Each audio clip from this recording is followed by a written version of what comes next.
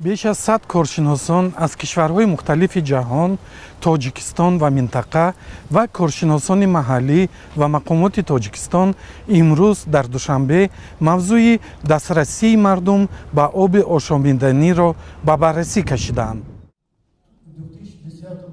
намояндагони мақомоти тоҷикистон дар ин ҳамоиш гуфтанд ки барои пурра таъмин кардани аҳолии кишвар бо оби ошомиданӣ $2 миллиард зарур аст, аммо ба гуфтаи онҳо тоҷикистон ба танҳоӣ имкони пайдо кардани ин маблағро надорад ва аз ин рӯ аз созмонҳои коршарики тоҷикистон даъват кард ки дар амри бунёди хутути об кӯмак кунанд.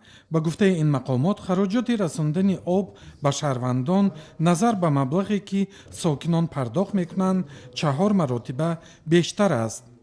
мо ба 1 кубометр об аз мардум 0.8 сент маблағ ҷомоварӣ мекунем ёки 0.88 дирам.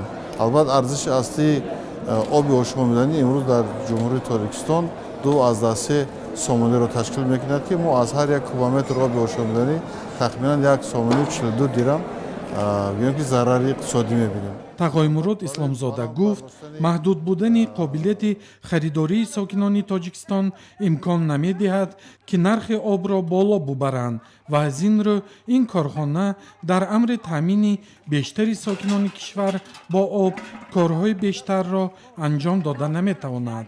ин дар ҳолест ки бархе аз сокинони тоҷикистон бо дар назардошти ройгон будани истифода аз гази табиӣ дар Туркманистон ин саволро матраҳ мекунанд ки тоҷикистон ба унвони кишвари дорои захираи бои оби ошомиданӣ бояд истифода аз ин неъматро бепул кунад.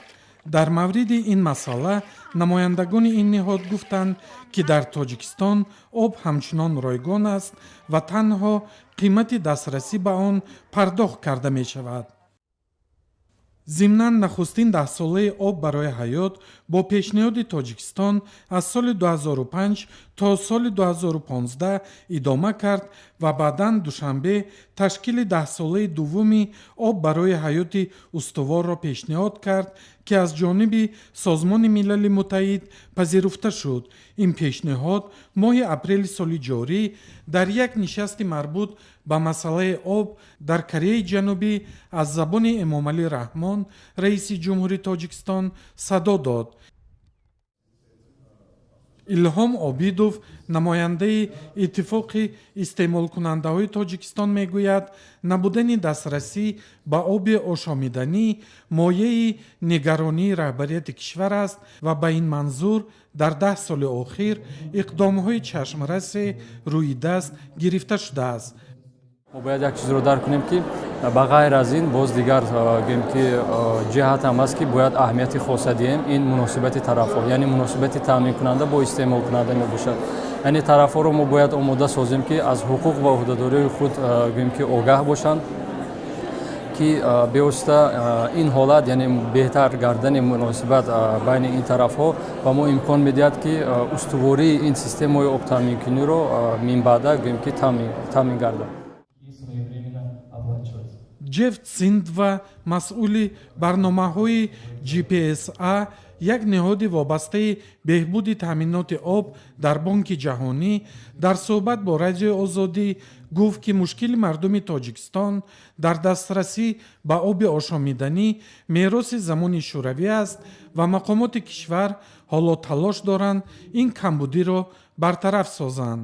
ба эътиқоди ҷаноби Синдва, кишварҳо ва созмонҳои кӯмакрасон бо дар назардошти ин мушкил аз соли 2011 ба ин сӯ ба ҳукумати Тоҷикистон беш аз $130 миллион кӯмакҳо ироа карданд. Investment that has been made in this country to tackle the challenges of як чизро бояд қайд кард ки маблағҳои зиёде сарф шудаанд дар робита бо беҳтар кардани таъминоти оби нӯшокӣ барои аҳолии мардуми Тоҷикистон ва ҳукумати Тоҷикистон дар ин ҷода хеле корҳои зиёдеро анҷом додааст ва ҳаминро бояд қайд кард ки ҳукумат бояд ба худи шаҳрвандони ҷумҳурии Тоҷикистон اجازه دهد تا آنها خدمت‌رسانی های مربوط به تأمین آب نوشاکی را از جانب خودشان بررسی نمایند و ارزیابی نمایند. and to provide feedback on the quality of the service. дар ҳамин ҳол ҳамасола бо фарорасии фасли тобистон ҳазорҳо сокинони тоҷикистон вақт ва маблағҳои зиёди худро барои дастрасӣ ба оби ошомиданӣ сарф мекунанд ки ба эътиқоди коршиносон дар зиндагии иҷтимоӣ ва иқтисодии мардум дастрасии ноболиғон ба таҳсил ва саломатии тоҷикон асароти номатлуб мегузорад. эълом шуд ки феълан дар тоҷикистон танҳо 57% аҳолӣ ба оби ошомиданӣ дастрасӣ доранд ва барои пурра таъмин кардани сокинони тоҷикистон бо оби ошомиданӣ беш аз $2 миллиард хазина зарур аст. искандари фирӯз, фарзон муҳаммадӣ, радиои озодӣ, шаҳри Душанбе.